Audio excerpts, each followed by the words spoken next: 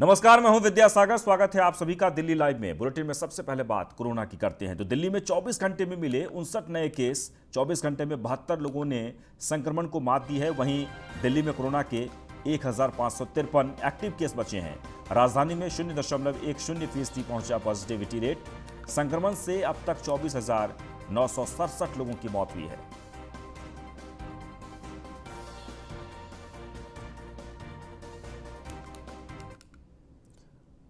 तो यूपी बिहार की नदियों में मिले शवों के मामले की एसआईटी से जांच कराने की मांग वाली याचिका को सुप्रीम कोर्ट ने खारिज कर दिया है। सुप्रीम कोर्ट ने याचिकाकर्ता को हाईकोर्ट जाने को कहा है। साथ ही सुप्रीम कोर्ट ने कहा कि मृतकों के अधिकारों की रक्षा के लिए नीति के निर्देशों की मांग वाली याचिका पर सुप्रीम कोर्ट ने याचिकाकर्ता को एनएचआरसी के सामने अपनी बात रखने के लिए कहा है।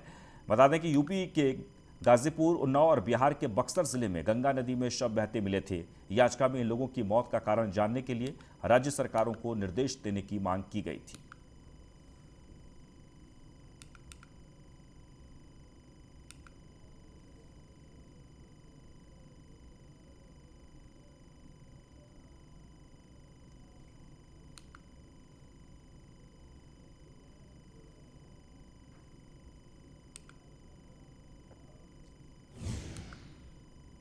वह दिल्ली सरकार कोरोना के संभावित तीसरी लहर की तैयारियों में जुट गई है और इसके मद्देनजर दिल्ली सरकार युद्ध स्तर पर काम कर रही है। और इसी क्रम में गुरु गोविंद सिंह आईपीए विश्वविद्यालय की ओर से 5,000 कम्युनिटी हेल्थ असिस्टेंट को ट्रेनिंग दी जाएगी। और इसके तहत आज से इस कोर्स का पहला बैच भी शुरू हो चुका है। ये हेल्थ असिस्टेंट डॉक्टरों और नर्सों के असिस्टेंट के रूप में काम करेंगे।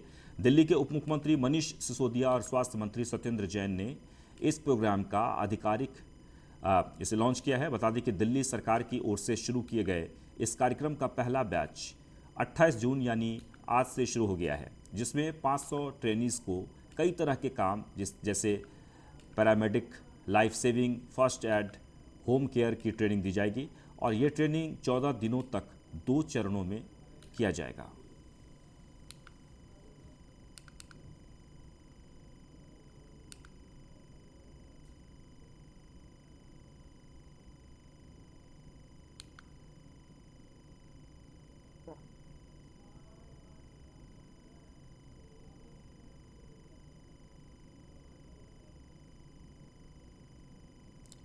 तो एक बार आपको फिर से बता दें, दिल्ली सरकार कोरोना के संभावित तीसरी लहर की तैयारियों में जुट गई है और इसके मद्देनजर दिल्ली सरकार युद्ध स्तर पर काम कर रही है। और इसी क्रम में गुरु गोविंद सिंह आईपीए विश्वविद्यालय की ओर से 5,000 कम्युनिटी हेल्थ असिस्टेंट को ट्रेनिंग दी जाएगी।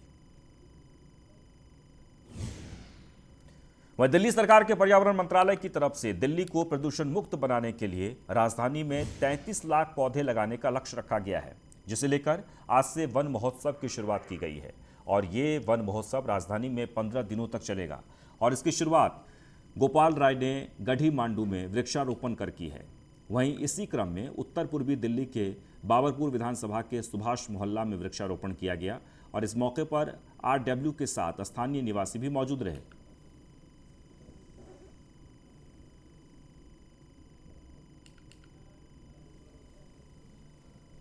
तो एक बार आपको फिर से बता दें कि दिल्ली को प्रदूषण मुक्त बनाने के लिए पर्यावरण महोत्सव की शुरुआत की गई है।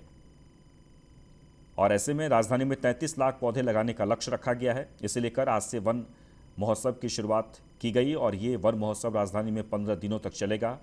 इसकी शुरुआत गोपाल राय ने गढ़ी मांडू में वृक्षारोपण कर की है। वहीं इसी क्रम में उत्तर पूर्वी दिल्ली के बाबरपुर विधानसभा के सुभाष मोहल्ला में वृक्षारोपण भी किया गया।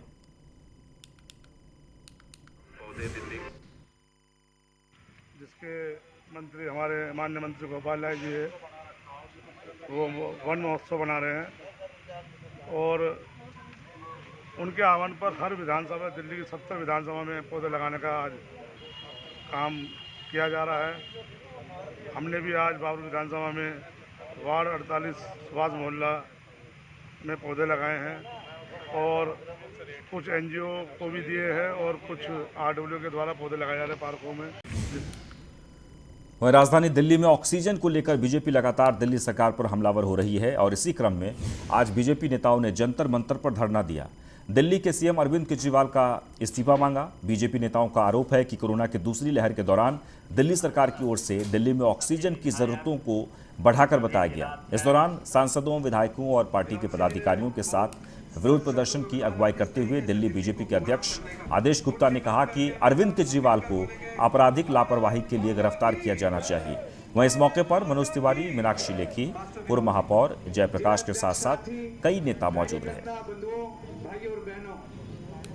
मैं सबसे पहले दिल्ली प्रदेश तस्वीरों में देख रहे धरना प्रदर्शन जंतर मंतर पर आयोजित किया गया है बीजेपी की तरफ से। दरअसल राजधानी दिल्ली में ऑक्सीजन को लेकर बीजेपी लगातार दिल्ली सरकार पर हमलावर हो रही है और इसी क्रम में आज बीजेपी नेताओं ने जंतर मंतर पर धरना दिया, जो तस्वीरें आप देख पा रहे हैं। और इस धरना प्रदर्शन के दौरान दिल्ली के मुख्यमंत्री अरविंद केजरीवाल से इस्तीफे की मांग की गई है। वहीं ये कहा गया कि ऑक्सीजन, जिस तरीके से ऑक्सीजन की डिमांड की गई थी, यानी 4 गुना ज़्यादा, वो बेहद ही एक आपराधिक मामला है और इसलिए अरविंद केजरीवाल पर मुकदमा भी दर्ज होना चाहिए।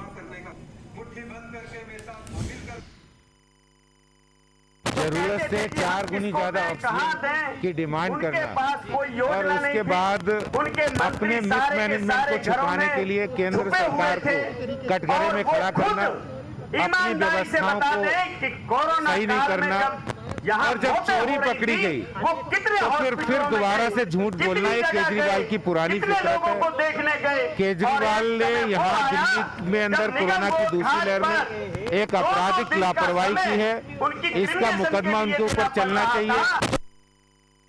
अरविंद केजरीवाल सरकार ने और स्वयं अरविंद केजरीवाल ने दिल्ली को जिस समय ऑक्सीजन की आपूर्ति के लिए जूझ रहे थे हम सब, उन्होंने दिल्ली की 289 मीट्रिक टन की आवश्यकता थी, जिसको उन्होंने 4 गुना ज़्यादा बता के यहाँ मंगा लिया, जिससे 10-12 स्टेट के लोगों को अपनी जान गंवाने पड़े।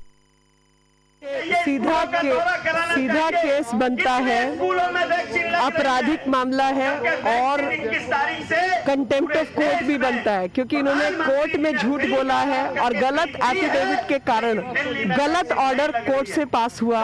इनको 770 मीट्रिक टन एलोकेट हुई, जबकि 770 मीट्रिक टन की जरूरत भी नहीं थी और 770 मीट्रिक टन रखने की भी व्यवस्था नहीं थी। ऐसे में अन्य राज्यों के ऊपर प्रेशर बनाना और दिल्ली को भी गुमराह करने का काम इन्होंने किया। आम आदमी पार्टी के राज्यसभा सांसद डॉक्टर सुशील गुप्ता ने किसानों को लेकर न्यूज़ 1 इंडिया से खास बातचीत की। क्या कुछ कहा, सुनिए। हमारे साथ इस समय सुनील गुप्ता जी मौजूद है, आम आदमी पार्टी सांसद हमारे साथ। हम चर्चा करेंगे सर किसानों को लेकर। सर किस तरीके का क्या कहना चाहेंगे आप किसानों के बारे में? सर आजकल जो जिस तरीके के 1 साल से किसान संघर्षरत है। जब 3 काले कानून केंद्र में बैठी बीजेपी सरकार अपने अडानी और अंबानी जैसे मित्रों के लिए लेके आई, तब से इस देश का किसान सड़क पे है। आज से 7 महीने पहले 26 जून को दिल्ली के बॉर्डरों पे किसानों ने डेरा डाला था और ये अंधी बहरी गूंगी सरकार कुछ बोल सके, कुछ देख सके, कुछ सुन सके, इस बात को लेके इमरजेंसी के दिन की शुरुआत थी। उसमें कांग्रेस की घोषित इमरजेंसी थी, आज बीजेपी की अघोषित इमरजेंसी है। अभी 2 दिन पहले किसान जो है एलजी के निवास स्थान पे पहुंचे थे, वहाँ पर उनको ज्ञापन देने के लिए, लेकिन एलजी वहाँ पर मिल नहीं पाए, काफी समय उनको दे दिया, तो उस पर क्या कहना चाहिए? 2 दिन पहले हमारे किसान सेल के प्रभारी गजेंद्र सिंह जी को भी वहाँ से गिरफ्तार किया गया। हमारे अनेकों साथी जो हरियाणा से भी आए थे, दिल्ली से भी आए थे, उनको गिरफ्तार किया। ये जो दमनकारी चक्र ज़्यादा नहीं चलने वाला। अंग्रेजी जो राज था कि जो जनता बोले उसको दबा दो, आज वो बीजेपी ने अंग्रेजी राज को भी पार कर दिया है। सर हरियाणा में चुनाव आने वाले हैं, इस पर क्या तैयारी आपकी? आम आदमी पार्टी हरियाणा में पंचायत के, जिला परिषद के, ब्लॉक समिति के और सभी नगरीय निकायों के चुनाव लड़ेगी। सिम्बल पे लड़ेगी। हमारी पूरी तैयारी है, मजबूती के साथ आम आदमी पार्टी हरियाणा में आगे बढ़ रही है। धन्यवाद। तो ये थे हमारे सुशील गुप्ता जी, हमने इनसे बात करी है कि किस तरीके से जो दिल्ली के अंदर जिस तरीके से जो आंदोलन कर रहे थे किसान, उनको लेकर। कैमरामैन राजकुमार के साथ में कमल किशोर, न्यूज़ 1 इंडिया। वहीं दक्षिण दिल्ली नगर निगम से नवनिर्वाचित महापौर मुकेश सूर्या ने न्यूज़ 1 इंडिया के संवाददाता गुलशन सैफी से खास बातचीत की। इस दौरान उन्होंने दिल्ली सरकार पर जमकर निशाना साधा। साथ ही कहा कि केवल विज्ञापन देकर काम चलाने वाली दिल्ली सरकार हर मोर्चे पर फेल हो चुकी है। सुनिए क्या कुछ कहा। इस वक्त मेरे साथ है मुकेश सूर्यान, जो दक्षिणी दिल्ली के महापौर हैं, और जानेंगे कि इलाके में अब नई पारी खेल रहे हैं और किस तरह की चुनौतियां। अब आप इलाके में दौरा करने तो किन किन नई चुनौतियों का सामना हो रहा है? देखिए, सबसे पहले तो आपका धन्यवाद और मेरी पार्टी के शीर्ष नेतृत्व का भी धन्यवाद, जिन्होंने मुझे इस पद पर बैठा करके मेरा मान बढ़ा है। मैं अपने सभी साथियों की ओर से अपने शीर्ष नेतृत्व का धन्यवाद करता हूँ। देखिए, हम लोग भारतीय जनता पार्टी के सिपाही हैं, हमारे लिए कोई चुनौती नहीं होती, और चुनौती होती है तो उसको हम बदल लेते हैं। और पिछले 2 साल से लगातार जो एक चुनौती आई थी, जो कोरोना जो पेंडेमिक आया था, उसको भी हमने, वो चुनौती थी पूरे देश के लिए, पूरे विश्व के लिए चुनौती थी। लेकिन हमारे देश के प्रधानमंत्री माननीय नरेंद्र मोदी जी से हमने प्रेरणा ली, और हमारा पार्टी का प्रत्येक लीडर, छोटे से बड़ा, बड़े से बड़ा, सभी ज़मीन पर आकर के जनता के बीच में हमने कोरोना को संभालने का काम किया। आज दिल्ली जो बद से बदतर हो गई थी, उसको भी संभाला और पूरे देश को संभाला। तो हम लोग तो चुनौतियों को अवसर में बदलते हैं। सर, इस बार का मुकाबला आम आदमी पार्टी बड़ा तीखा लेके चल रही है, और उसने अभी से तैयारियां कर दी है निगम चुनाव की, और उनके दावे बड़े बड़े हैं। आप कितना मजबूती मानते हैं? वो चुनाव की तैयारी कर रहे हैं, हम काम की तैयारी कर रहे हैं, हमें और उनमें फ़र्क है। वो चुनाव की राजनीति करते हैं, हम काम की राजनीति करते हैं, विकास की राजनीति करते हैं। चुनाव एक प्रक्रिया है जो हर साल 5 साल बाद होती है, लेकिन भारतीय जनता पार्टी का प्रत्येक कार्यकर्ता, प्रत्येक नेता और प्रत्येक जनप्रतिनिधि हमेशा जनता के बीच में रह कर के काम की बात करता है। हम कभी चुनावी राजनीति नहीं करते, हम तो विकास की राजनीति करते हैं, जनता के बीच में जाकर काम करते हैं, और सड़क पर जनता के साथ कंधे से कंधा मिलाकर जनता में जाते हैं, उनकी ज़रूरतों को समझते हैं, और उस हिसाब से हम काम करते हैं। दिल्ली के अंदर एक ऐसी पार्टी आ गई है जो सिर्फ टीवी के माध्यम से, अखबार के माध्यम से, प्रिंट मीडिया के माध्यम से 5 मिनट में साहब आते हैं मालिक दिल्ली के, और पूरी दिल्ली को संभाल के चले जाते हैं, और पूरी दिल्ली को वहाँ से इस तरह से एड्रेस करते हैं जैसे पूरी दिल्ली, आज उन्होंने पूरी दिल्ली का भ्रमण किया हो। ये थे हमारे साथ मुकेश सूर्यान, जिन्होंने साफ तौर पर आम आदमी पार्टियों को कई मुद्दे पे घेरा, जिसमें शिक्षा है, स्वास्थ्य है, शराब की होम डिलीवरी है। तमाम मुद्दों पर इन्होंने सरकार को घेर कर ये साबित कर दिया कि 2022 की जो चुनावी राह है वो आम आदमी पार्टी के लिए आसान नहीं रहने वाली। मैं गुलशन सैफी, न्यूज़ 1 इंडिया, दिल्ली। और दिल्ली को प्रदूषण मुक्त बनाने की मुहिम तेज हो गई है, और इसे लेकर पूर्व महापौर जयप्रकाश ने उत्तरी दिल्ली नगर निगम की ओर से संचालित महाराजा अग्रसेन पार्क ISBT में खाद्य बनाने के संयंत्र का उद्घाटन किया। इस मौके पर उन्होंने कहा कि दिल्ली में वृक्षारोपण अभियान को तेजी के साथ आगे बढ़ाया जा रहा है। नगर निगम लगातार जनता के हित में कार्य कर रहा है ताकि पार्कों को सुंदर और व्यवस्थित रखा जा सके। खाद्य संयंत्र की मदद से पत्ते, घास उपयोग किया जा सके।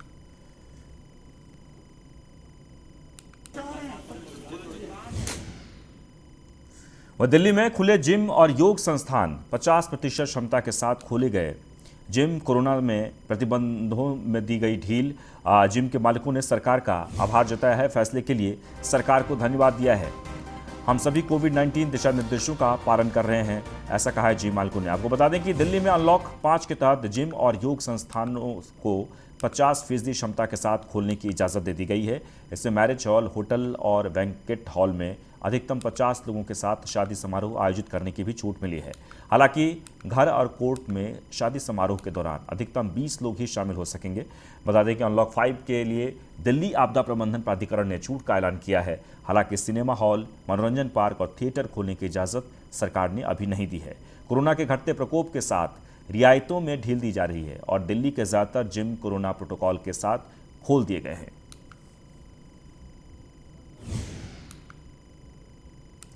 आगे बढ़ते दिल्ली के पटेल नगर में आप विधायक राजकुमार आनंद ने विधानसभा में पानी की समस्या को लेकर कमर कस ली है। इसे लेकर उन्होंने 8 जगहों पर बोरिंग करवाने का काम शुरू किया है, जिसे देखते हुए उन्होंने आनंद पर्वत, कमल टी पॉइंट पर पहले बोरिंग का शुभारंभ किया और बाकी जगहों पर बोरिंग का काम जल्द शुरू करने का आश्वासन दिया। बता दें कि पटेल नगर विधानसभा के कई इलाकों में पानी की समस्या हमेशा बनी रहती है, जिसे लेकर विधायक राजकुमार आनंद ने पहल की है।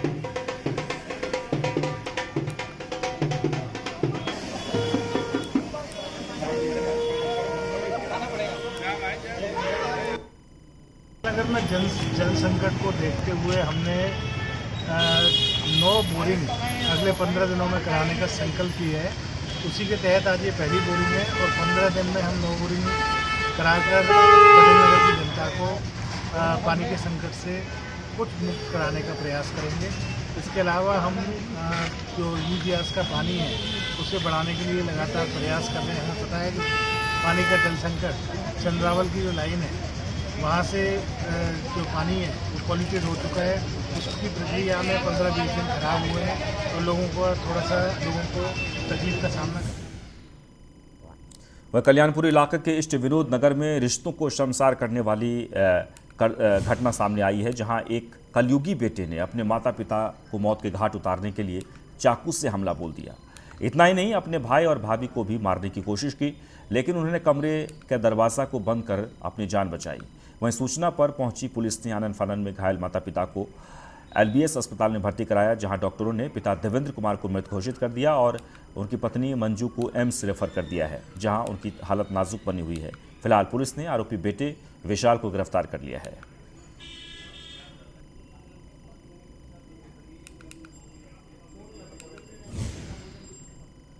वह दिल्ली की अलीपुर थाना पुलिस को बड़ी कामयाबी हाथ लगी है। पुलिस ने इलाके में पशुओं को चोरी करने वाले 4 अभियुक्तों को अवैध हथियार के साथ पकड़ा है। पुलिस के मुताबिक एक अभियुक्त पर पहले से ही 7 मामले दर्ज हैं, जबकि दूसरे अभियुक्त पर 2 और तीसरे पर 1 आपराधिक मामले दर्ज हैं। फिलहाल पुलिस अब आगे की कार्रवाई में जुट गई है।